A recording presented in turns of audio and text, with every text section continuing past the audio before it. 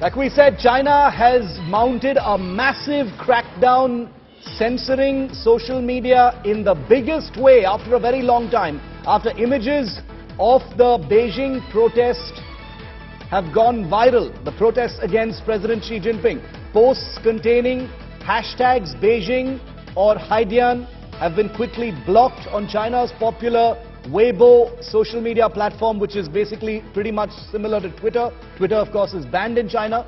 Some accounts on Weibo have been temporarily disabled on another major Chinese platform, WeChat, which is similar to WhatsApp, after they shared photographs of the incident. So, huge digital crackdown by the Xi Jinping establishment against social media, which is the one place where such images can possibly go viral.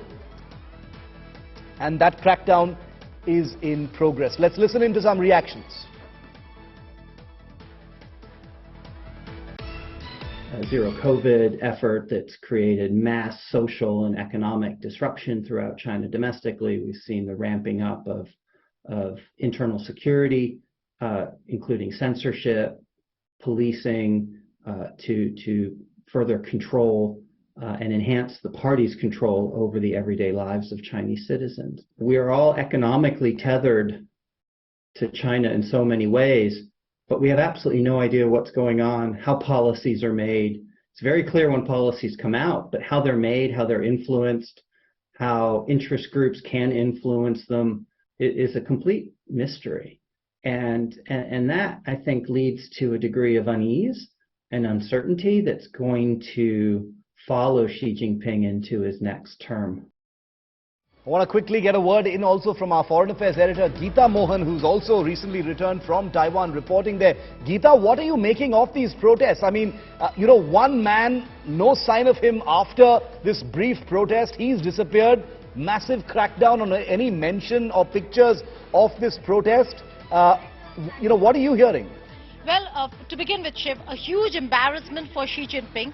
The fact that there are people outside in the streets of Beijing holding banners and posters in itself is unprecedented.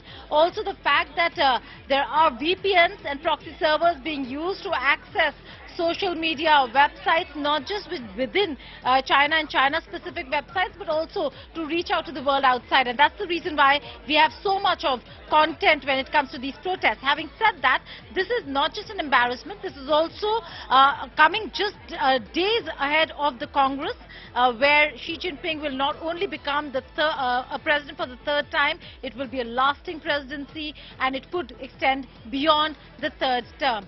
That certainly is the reason why he's irked.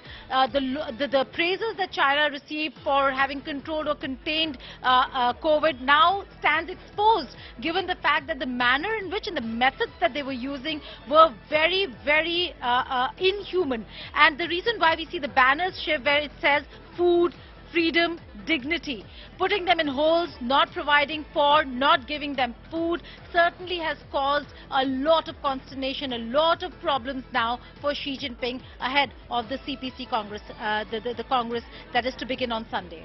Isn't there a lot of global concern about the safety of this individual, Geeta? One would imagine that after the kind of opacity one has seen from China, especially since the pandemic began, and then with the zero COVID possibility, the policy, the human rights organizations would be wondering about the safety of this man. There's no word about him.